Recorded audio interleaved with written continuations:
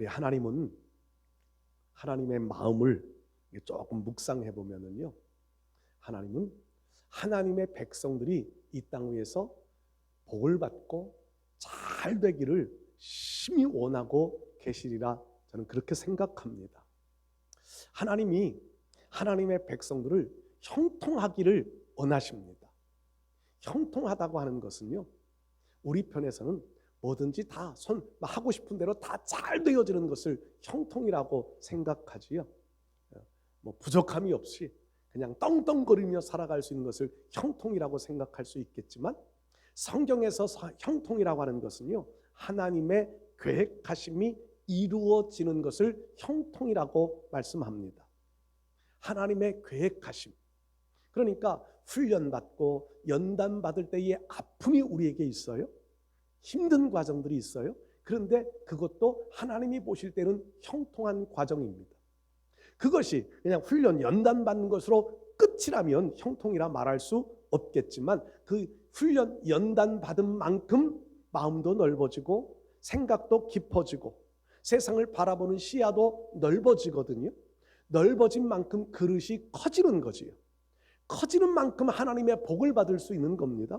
그러니까 힘든 과정들을 겪어갈지라도 그 과정을 형통이라 말할 수 있는 겁니다.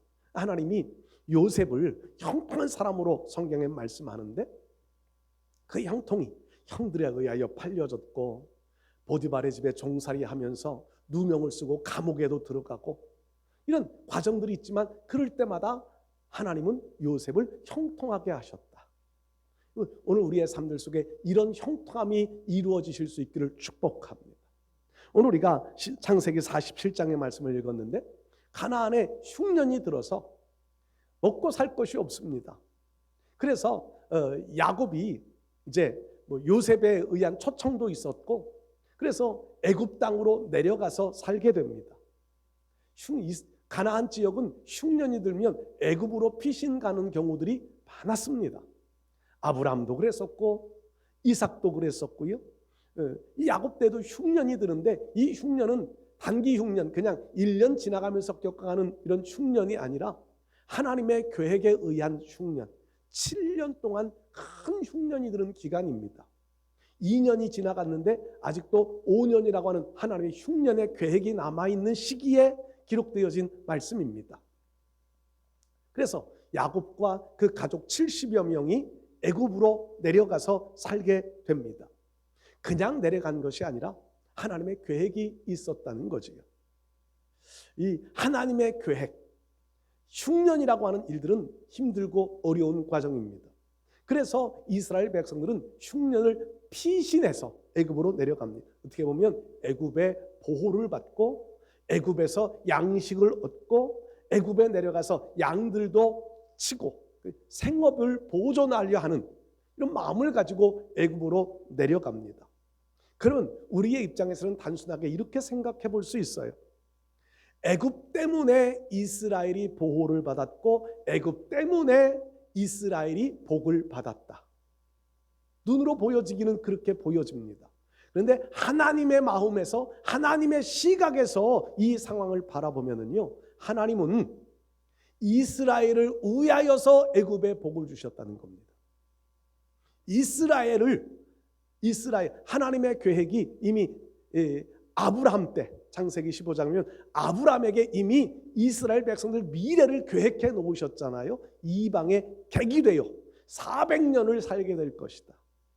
그런데 하나님의 그 계획은 야곱의 가족들을 애굽으로 데리고 가셔서 그곳에서 그냥 목숨만 유지하고 목숨만 부지하며 살아갈 수 있게 하는 게 아니라, 그곳에서 비록 고통, 고난의 시기가 있겠지만 민족으로 이루어가는, 이스라엘이라고 하는 민족으로 이루어가게 하려는 큰 계획을 가지고 하나님은 그 야곱의 가족들을 애굽으로 보내신 겁니다. 그 보내기 위하여선 애굽이 잘 되어야 하거든요. 그래서 야곱의 가족들 때문에 애굽이 복을 받은 거예요.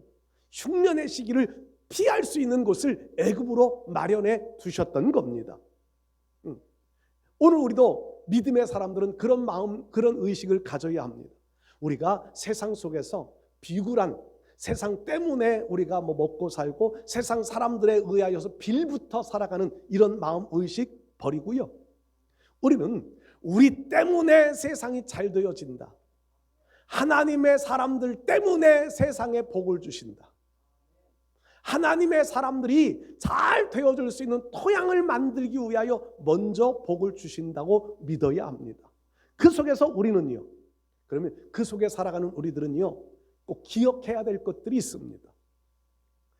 하나님께서 이 야곱의 가족들, 요셉을 통하여 준비해 놓는 그 과정들, 이후의 모든 모습들을 바라보면 우리 때문에 우리의 주변의 사람들이 잘 되어질 수 있는 것, 그것은 단지 우리가 잘 되게 하는 그 상황일 뿐만 아니라 우리에게 하나님이 원하시는 마음들이 있다고 하는 것을 저는 성경 말씀 속에서 묵상을 해봅니다.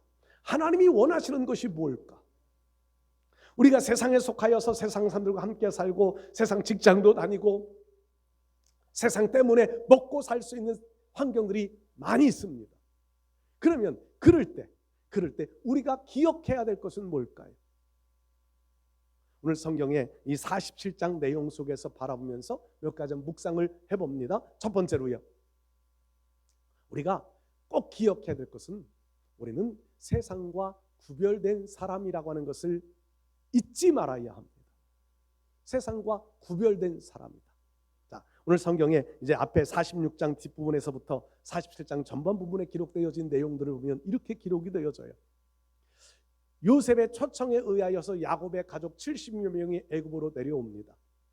그러면 이 70여 명이 내려오는 것으로 끝이 아니라 요셉은 바로에게 보고를 합니다.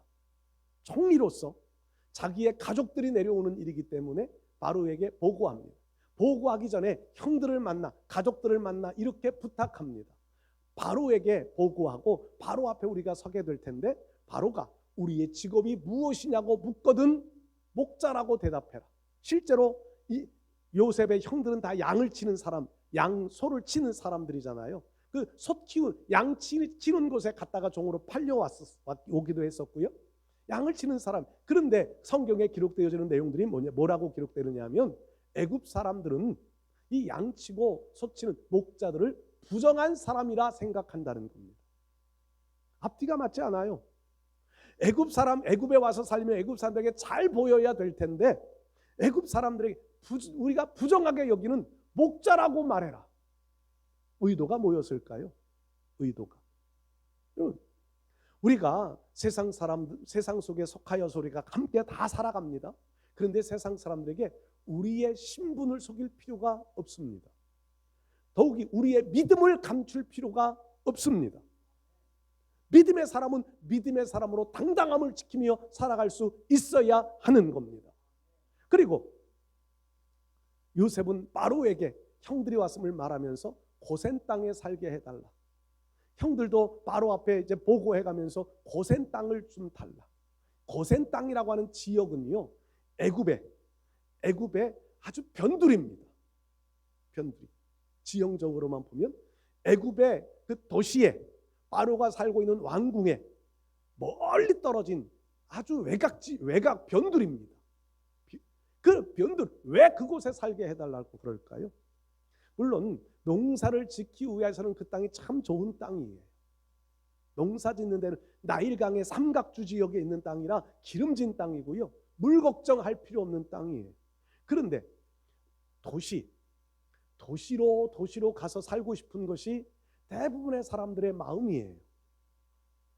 연세가 들어서 아이고 이제 도시가 실증난다, 이런 분들은 그런 마음이 없는데, 젊은이일수록 도시로 보냅니다. 예전에 그런 말들이 있었잖아요. 말이 태어나면 제주도로 보내고 사람이 태어나면 서울로 보내라. 성공할 수 있는, 출세할 수 있는 가능성들이 도시에 더 많기 때문에 그렇겠지요. 애굽의 땅도 그런 거 아닐까요? 야곱의 가족들이 애굽으로 내려가 살게 되는데, 이왕이면 도시 쪽에 살아야, 요셉이 살고 있는 바로 왕궁 근처에 살아야 요셉의 영향력을 더 많이 발휘할 수 있고, 그리고 더 잘 살 수 있는 근거들을 마련할 수 있지 않을까요? 그런데 굳이 고센 땅을 달라고 해서 먼 변방 지역에 가서 살게 됩니다. 왜 그럴까요? 요셉의 마음에는 바로 애굽에서 살면서 애굽의 문화를 다 보았습니다. 총리로 지내면서 2년을 지냈어요. 애굽의 우상 숭배의 문화를 보았습니다. 애굽의 타락상을 다 보았습니다. 애굽은 하나님 보실 때에 진노받을 수밖에 없는 그런 도성이에요. 그런데 이스라엘 때문에 애굽 그 요셉의 가족들 때문에 지금 잘되게 만들어 놓은 거였거든요. 그런데 그곳에 함께 어울려 살면 하나님 앞에 특별하게 선택받은 백성들이라도 그곳에서 변질되고 타락하고, 그곳에서 하나님 없는 애굽의 우상 숭배, 400년을 살면서 430년 만에 출애굽의 역사를 이루는데, 그들은 이미 그때요 애굽의 우상에 빠져 있었던 사람들이에요. 애굽의 우상의 모습들을 다 가지고 나와서 특히 염소 같은 형상들을 만들어 가지고, 뱀의 형상들을 막 만들어 가지고 그 섬기는 사람들이 많이 있었습니다. 요셉은 그것을 걱정했기 때문에 구별되어진 백성으로서의 우리의 의식을 잊어버리지 말자. 하나님을 섬기는 믿음의 사람으로서의 모습을 굳게 지켜가자. 그래서 고센 땅, 먼 변방이지만 고센 땅을 선택했던 겁니다. 오늘 우리의 믿음의 의식이 이런 의식이 필요합니다. 함께 세상 사람들과 어울려서 함께 살고 함께 돈을 벌어야 되고, 그렇지만 우리의 마음속에 잊지 말아야 될 것은요, 우리는 하나님 앞에 구별된 백성이라고 하는 의식입니다. 다니엘이 그랬잖아요. 다니엘이 바벨론의 포로로 끌려가서 특별한 은총을 받아 특별하게 그 높은 고위직에 오르지만 그 훈련 과정들 속에 하는 표현이요, 뜻을 정하여 느부갓네살 왕이 주는 음식을 먹지 않겠다. 그 우상 숭배에 드려졌던 바쳤던 음식을 이제 그들에게 주는데, 우리는 그런 음식은 먹지 않겠다. 채소만 먹고 살겠다. 그러면서 거룩한 사람임을 잊지 않으려고 몸부림치는 그런 모습들을 우리는 성경에서 봅니다. 여러분, 우리가 여러분들이 똑같이 세상 사람들과 어울려 돈을 벌고 똑같이 어울려 먹고 살고, 그렇지만 마음속에는 잊지 말아야 할 것은 하나님 앞에 구별받아 선택받은 하나님의 백성이라고 하는 의식을 절대로 잊지 마시기를 바랍니다. 특별하게 선택된 백성. 두 번째로요, 우리가 꼭 기억해야 될 것은요, 세상에 복이 되는 사람이다 라고 하는 것을 잊지 말아야 합니다. 서론 부분에서도 말씀드렸지만 애굽이 잘 될 수 있었던 이유는 하나님의 백성 야곱의 자손들, 훗날 이스라엘 백성들 때문이었습니다. 그들 때문에 애굽은 부강한 나라가 됩니다. 물론 자연 지리적인 환경도 있어요. 나일강이라고 하는 마르지 않는 강이 흐르고 있고요. 애굽에는 문화가 많이 발달되어져 있어요. 그리고 지식이 엄청 발달되어져 있습니다. 제가 가끔 그 TV 볼 때 애굽 문화에 관한 내용들을 접할 때가 있는데, 피라밋을 만들었던 그들의 그 지식, 지금도 불가사의라고 그러잖아요. 그게 이스라엘 백성들이 이제 야곱과 그 가족들이 애굽에 내려가 살기 바로 직전에 이루어졌던 것들이 피라밋이에요. 한 500여 년밖에 차이가 나지 않아요. 그때 애굽의 지식이라고 하는 것은요, 세계를 정복할 수 있는 지식을 가지고 있습니다. 그런 지식은 누구 때문에? 하나님이 그런 지식을 주신 거지요. 하나님의 백성들을 보호하기 위함이었습니다. 자, 애굽이요, 애굽 지금 이집트라고 하는 나라가 가장 창대했을 때가 언제냐면 바로 그 시기입니다. 그 시기, 이스라엘 백성들이 살아야 할 시기, 그리고 이스라엘 백성들이 출애굽하면서 애굽이라는 나라는요, 쇠락의 길을 걸어가요. 이스라엘 백성들이 빠지고 나온 이제 홍해 바다에서의 그 대사건 이후에서부터 이스라엘이라고 하는 나라는 점점 약해져 갑니다.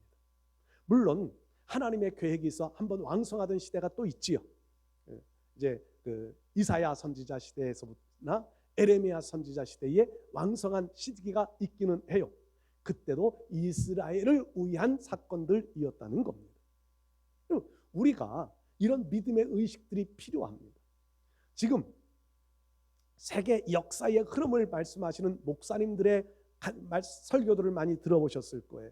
세계가 선진국으로 도약한 나라들의 배경에는, 선진국이 되어줄 수 있었던 그 배경에는 반드시 기독교로 가는 문화가 따라왔다는 겁니다.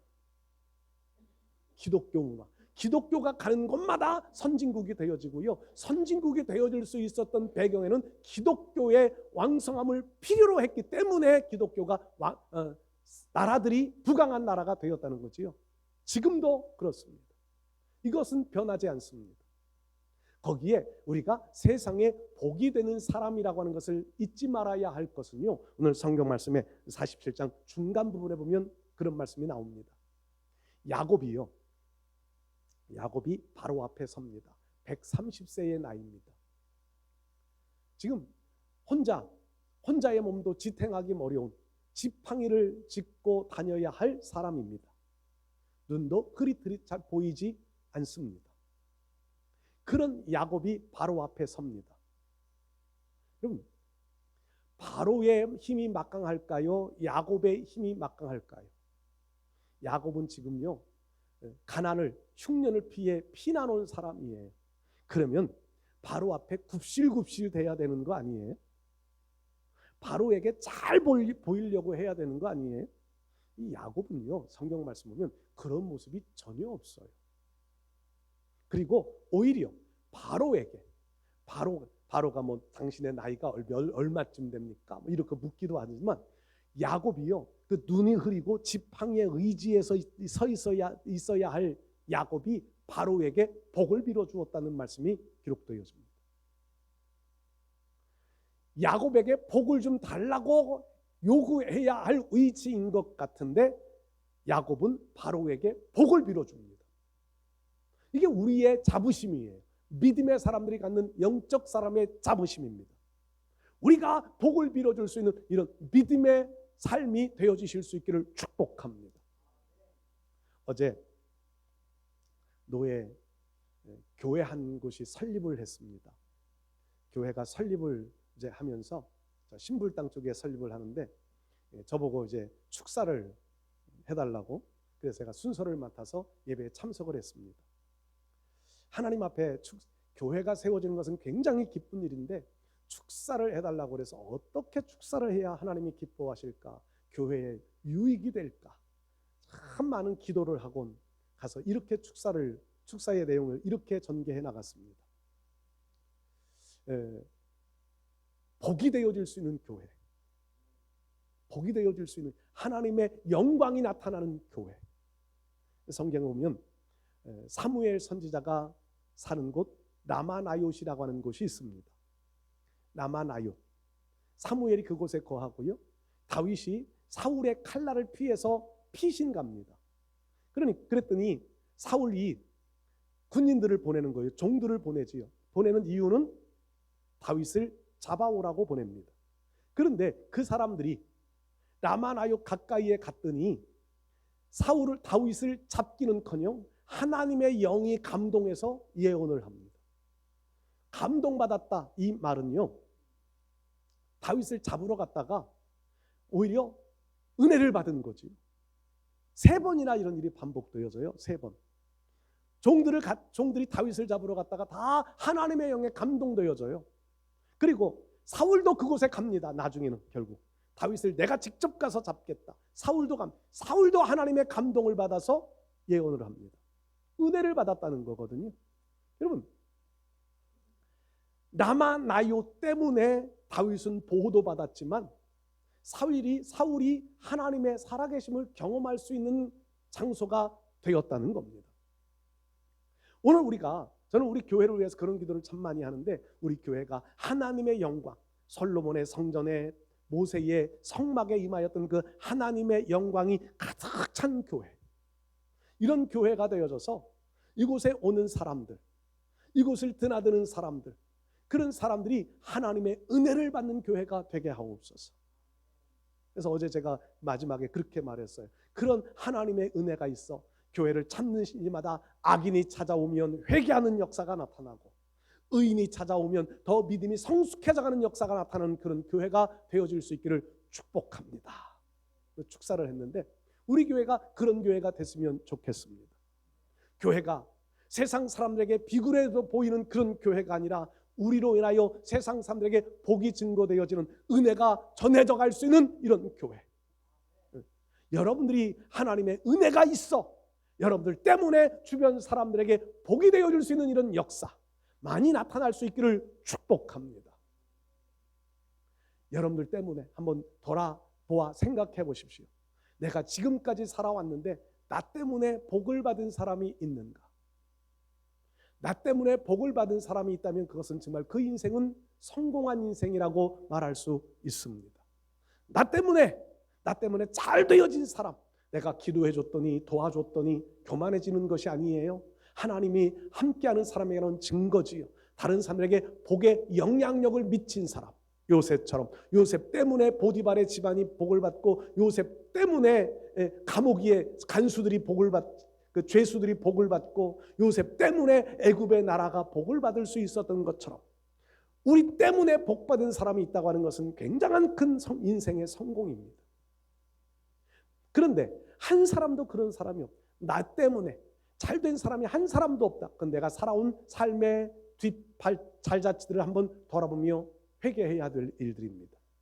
우리는 하나님의 사람입니다. 나 때문에 잘 되어지는 사람들이 점점 많아져 갈 수 있는 은혜가 나타날 수 있기를 축복합니다. 야곱이 바로에게 복을 빌어주어 이스라엘 사람들 때문에 애굽이 복을 받아. 이런 표적들이, 이런 증거들이 우리에게도 나타날 수 있기를 축복합니다. 세 번째로요, 우리는 우선순위를 바르게 가지고 살아갈 수 있어야 합니다. 삶의 우선순위. 우선순위라고 하는 것은 뭐가 중요하고 뭐가 덜 중요하냐, 내가 먼저 해야 할 일이 뭐고 내가 후에 할 일이 뭐냐, 이거 말할 때 보통 우선순위를 말합니다. 우리에게 있어서의 우선순위는 어디에 있어야 할까요? 우리의 우선순위는 뭐를 생각해야 될까요? 요셉을 통하여 말씀해 볼 수 있습니다. 47장 저 뒷부분에 마지막 부분에 나타나는 말씀인데요. 요셉이 애굽의 총리로 지금 지내고 있습니다. 막강한 권력을 가지고 있습니다. 요셉이 가지고 있는 지혜 때문에, 요셉이 펴는 정책들 때문에 애굽의 그 누구도 요셉에게 태클을 거는 사람이 없습니다. 아주 막강한 권력을 바로가 그렇게 말하자. 바로 자신이 내가 가지고 있는 자리뿐이다. 인장반지라는 것은 우리나라식으로 하면 옥쇠예요. 옥쇠까지도 요셉에게 넘겨져 버려요. 네 마음대로 결정해서 해. 그만큼 신임을 얻었다는 말도 되겠지만은요, 그만큼 권력이 크다는 말도 되잖아요. 그런데 요셉이요, 그런 권력을 가지고 있던 그 시대의 사람, 그 시대의 왕들은 지금 우리가 보는 피라밋을 만들어 놓고요, 눈에 보이는 그 바깥에 있는 피라밋이 이제 독을 당하고 위험하니까 땅 속에 피라밋을 만들던 시대입니다. 애굽에 가면 지금도 그런 유적지들이 많아요. 요셉이 그때 통치하던 시대에, 그럼 요셉도요, 자기도 지금 왕 같은 권력을 누리고 있는데 그런 애굽에 자기를 위한 그 큰 무덤 만들어 놓고 싶은 욕심 안 생길까요? 육신의 생각은 그런 생각 가질 수 있을 텐데 요셉은요, 영적 우선순위가 있는 사람이에요. 세상에서 내 이름 나타내고 세상에서 나 죽은 이후에 어떤 나를 위한 그런 거 필요 없다는 겁니다. 그러면서 그의 가족들에게 유언을 이렇게 해요. 하나님이 때가 되어지면 우리의 백성들을 반드시 약속하신 가나안 땅으로 가게 될 텐데 가나안 땅에 갈 때 내 해골이라도 가지고 가라. 절대 애굽 땅에 놔두지 말아라. 죽은 이후에 내 이름이 남을 있던 그런 거 만들어 놓을 필요 없이 나는 애굽 하나님의 약속의 땅으로 가고 싶다. 여러분, 우리의 믿음의 사람들에게 있어서 가장 중요한 우선순위는 천국에 있어야 합니다. 천국. 우리는 천국을 잊어버리면 안 됩니다. 어제 목사님들이 예배 마치고 나서 식사하면서 이런 대화를 나누었어요. 저 세브란스 병원에 한 의사 어느 분이 책을 썼는데 그 책의 내용 중에 이런 내용이 있답니다. 하나님을 믿는, 예수를 믿는 사람이나 예수를 믿지 않는 사람이라 죽음 앞에 섰을 때 똑같으면 되겠느냐. 그 말이 굉장히 큰 충격을 받았고 은혜를 받았습니다. 여러분들은 어떠세요? 죽음이라고 하는 것이 내 앞에 딱 와 있습니다. 내일 죽는다. 오늘 죽는다. 지금 내가 일어날 수 없는 죽음의 순간이 닥쳐왔다. 여러분들은 어떤 마음이 드실 것 같으세요? 천국에 대한 확신이 있는 사람과 천국에 대한 확신이 없는 사람은 그 순간 맞이하는 순간이 다르다는 겁니다. 달라야 된다는 거예요. 그 책의 내용은 달라야 된다는 겁니다. 그런데 대부분의 사람들의 죽음의 순간이 찾아올 때 모습은 믿는 사람이나 믿지 않는 사람이나 비슷한 모습이 나타난대요. 물론 다 그런 것은 아니지만 두렵다. 죽고 싶지 않다. 이 모습이 제일 먼저 나타난대요. 정말 천국을 확신하는 사람들은요, 그 죽음의 순간이 찾아왔을 때 기쁜 마음이 든대요. 기쁨. 왜? 지금 내 육신 죽으면 그렇게 사모하고 기다리는 천국을 갈 수 있으니까. 그런데 문제는 우리가 말로는 기다리고 바라보고 좋은 곳 천국이라고 하는 마음들을 우리가 말로는 아는데 믿음의 마음에 내 정신 상태가 그 천국을 향한 확신을 가지지 못하니까 죽음이라고 하는 단어가 눈앞에 정말 내 앞에 딱 다가왔을 땐 믿는 사람이나 믿지 않는 사람이라 똑같이 반응을 무섭다. 안 죽고 싶다. 그렇게 나타난다는 거예요. 그분 책에 그렇게 표현되어져 있다는 거예요. 그러니까 그 이야기를 하는데 한 목사님이 저는 안 봤는데 니마 그 강을 건너지 마오. 혹시 보신 분들 계세요? 저는 솔직히 못 봤습니다. 거기에 보면 그런 내용이 나온대요. 그게 이제 두 노 부부, 연세 많은 노 부부가 살아가는 모습을 그린 이제 영화라고 정도는 아는데 마지막에 할아버지가 돌아가시지요. 할아버지가 돌아가시는데 그 돌아가신 앞에서 할머니가 취하는 행동들이 그렇게 전 못 봐서 모르는데 목사님이 그런 말을 하더라고요. 옷가지들 다 태우고 이런 거야 괜찮아요. 옷가지 어차피 태워야 되는 건 옷가지를 태우고 그분의 삶의 흔적들을 하나하나 지워가는 그런 거는 어차피 해야 되는 일이니까 괜찮아요. 그런데 그 죽음이 너무 애달프고 묘사를 그렇게 하더라는 거죠. 영화니까 묘사를 그렇게 해놓고 장례를 치르는데 장례식에 우이패에 성도 누구 이렇게 써놓고 성도 누구 이렇게 써놓고 장례 치르는 그 이후에 치루어지는 일들은 모두 그냥 세상 사람들하고 별 차이 없이 이루어지는 영화다. 그러면서 그 목사님이 그렇게 표현을 해요. 이것이 우리가 지금 일반적으로 살아가는 성도들의 모습 아니겠느냐. 써놓기는 성도, 집사, 장로, 목사를 써놓지만 그 배후의 내용은 천국이 없는 이런 모습을 가지고 살아가는 사람들이 지금 되어져 있지 않겠느냐.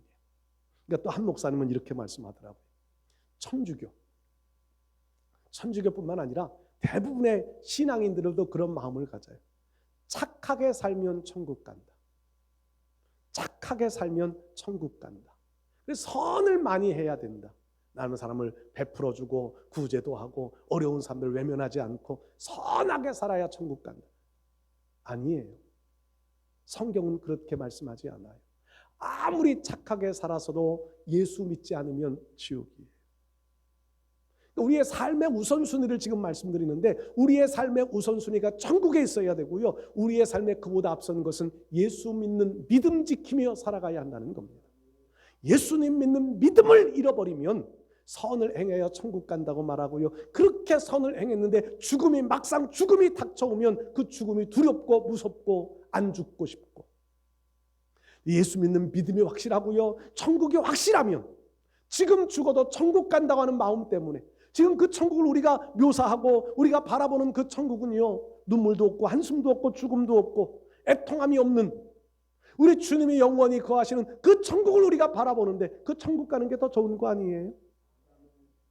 그 천국에 들어가는 게 더 좋은데 지금 안 가고 있는 이유는 하나님이 우리에게 이 땅 위에서 해야 할 일을 남겨두셨기 때문에, 우리에게 아직은 해야 할 일이 남아있기 때문에 하나님 우리를 아직 불러가시지 않는 것뿐이에요. 그러니까 먼저 하나님의 뜻에 거역해서 먼저 천국 간다고 목숨 끊어서도 죄고요. 우리가 세상을 살아가는 동안 하나님이 맡겨신 일들을 하지 못하는 것도 잘못이고요. 우선순위는 예수 믿는 믿음, 우리에게 천국을 바라보는 소망, 그리고요 우리에게 하나님이 맡겨신 일을 완수하는 일. 그것을 마태복음 6장에서는 너희는 먼저 그의 나라와 의를 구하라. 그의 나라 천국이에요. 하나님이 통치하심 있는 곳, 그의 의를 구하라. 의는 예수 그리스도예요. 예수님을 구해 예수를 믿는 믿음이 우선이 되어져야, 그리하면 이 모든 것을 너희에게 더하시리라. 다른 이 땅 위에 필요한 모든 것들을 하나님이 알고 계십니다. 더해 주실 줄로 믿습니다. 우리는 이 땅 위에 살아가면서 우리의 삶의 우선순위 절대로 잊지 마시기를 바랍니다. 나에게는 예수님 믿는 것이 가장 중요해요. 나에게는 천국 가는 것이 가장 중요해요. 나에게는 하나님이 이 땅 위에서 맡겨주신 사명을 감당하는 것이 더 중요해요. 이 삶을 잊어버리지 말고 잘 살아 하나님 앞에 복이 되어지는 사람, 그래서 나 때문에 복받는 사람들이 더 많아지는 역사, 나로 인하여서 하나님의 거룩한 백성의 삶의 향기를 드러내는 삶, 이런 삶을 잘 살아갈 수 있는 우리 모두 되실 수 있기를 주의 이름으로 축복합니다.